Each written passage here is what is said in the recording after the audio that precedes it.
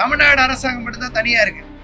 இப்போ தமிழ்நாடு அரசாங்கம் நீங்க உங்களுடன் ஸ்டாலின்றத தூய்மை பணியாளரோட ஸ்டாலின் அவர்கள் இருப்பார்கள் என்பதை உறுதி செய்ய வேண்டும்.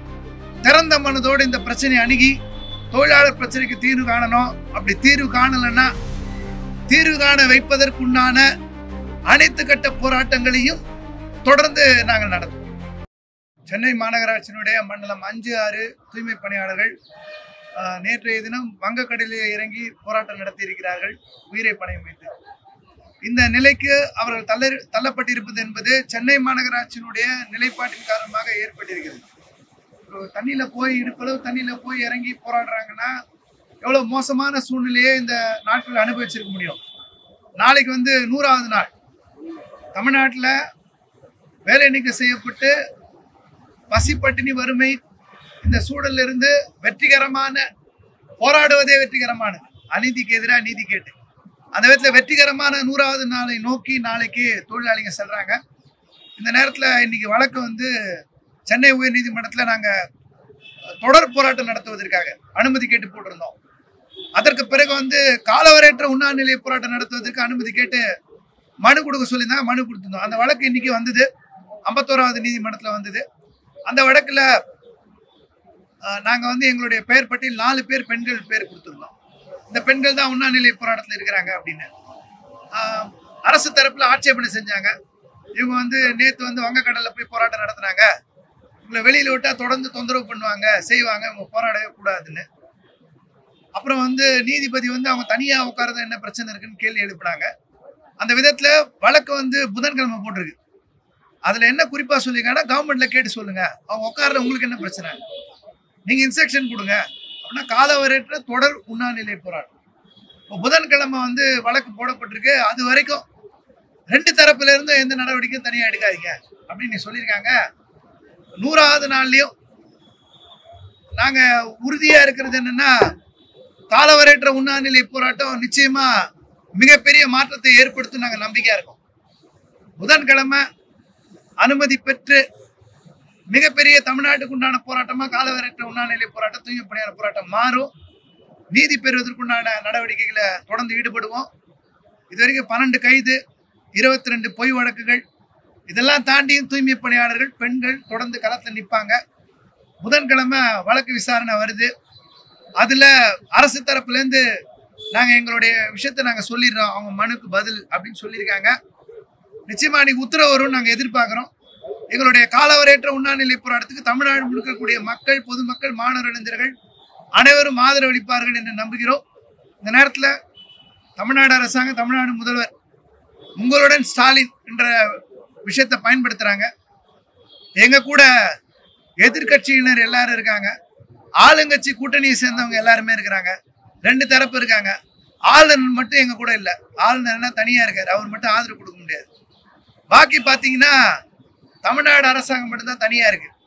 இப்போ தமிழ்நாடு அரசாங்கம் நீங்க உங்களுடன் ஸ்டாலின்றத தூய்மை பணியாளரோட ஸ்டாலின் அவர்கள் இருப்பார்கள் என்பதை உறுதி செய்ய வேண்டும். திறந்த மனதோடு இந்த பிரச்சனையை அணுகி தொழிலாளர் பிரச்சனைக்கு தீர்வு காணணும். அப்படி தீர்வு காணலன்னா தீர்வு காண வைப்பதற்குண்டான அனைத்து கட்ட போராட்டங்களையும் தொடர்ந்து நாங்கள் நடத்துவோம். சார், இப்போ தூய்மை பணியாளர்கள் வெளிநாடு போராட்டம் பண்ணுறது அடுத்த கட்டமாக நாங்கள் தீக்குளிக்க போகிறோம் அப்படிங்கிற மாதிரி அவங்க சொல்றாங்க. இது எந்த அளவுக்கு நினைக்கிறீங்க? இப்போ அவங்க சும்மா வெளியே வந்தாலே அரெஸ்ட் பண்ணிடுறாங்க. இந்த அளவுக்கு போச்சுன்னா உங்களுக்கு வழக்கு கொஞ்சம் பாசிட்டிவ் கிடைக்கிற வாய்ப்பு இருக்காது? இல்லை, இப்போ இன்னைக்கு கோர்ட்ல அவங்க போய் கடல்ல இறங்கி போறாங்க. இவங்க எங்க இருந்தாலும் டேஞ்சரு, ஆபத்து, இவங்களை போராடவே விடக்கூடாது, போராடினா பிரச்சனை அப்படின்னு சொல்றாங்க. அதே நேரத்தில் காவல்துறை இன்னொன்று சொன்னாங்க, நான் பாரு தொடர்ந்து 6 தடவை அனுமதி கொடுத்துருக்கோம், பொதுக்கூட்டம், உண்ணாநிலை போராட்டம், மற்றது அதெல்லாம் கொடுத்துருக்கோம், அதையும் சொல்றாங்க. 2 விதமா பேசுறாங்க. ஒரு பக்கம் நீதிபதி, மாண்புமிகு நீதிபதி என்ன கேட்கிறாருன்னா, அவங்க உட்கார்ந்தா அவங்களுக்கு என்ன பிரச்சனை, 4 பேர் உட்கார்றதுனால என்ன வரும், நாங்க ரீசனபிள் ரெஸ்ட்ரிக்ஷன் கண்டிஷன் நாங்க போடுறோம், உட்கார்ந்தா என்ன பிரச்சனை வரும், அவங்க உட்கார. அவங்களுக்கு என்னன்னா, நாங்களுக்கு சாதகமா எந்த கோர்ட் உத்தரவும் எங்கேயும் வரக்கூடாது, நாங்க அனுமதி வாங்கி உட்காந்துடக்கூடாது அப்படின்றதுல அரசு தரப்பு நிற்கிறாங்க.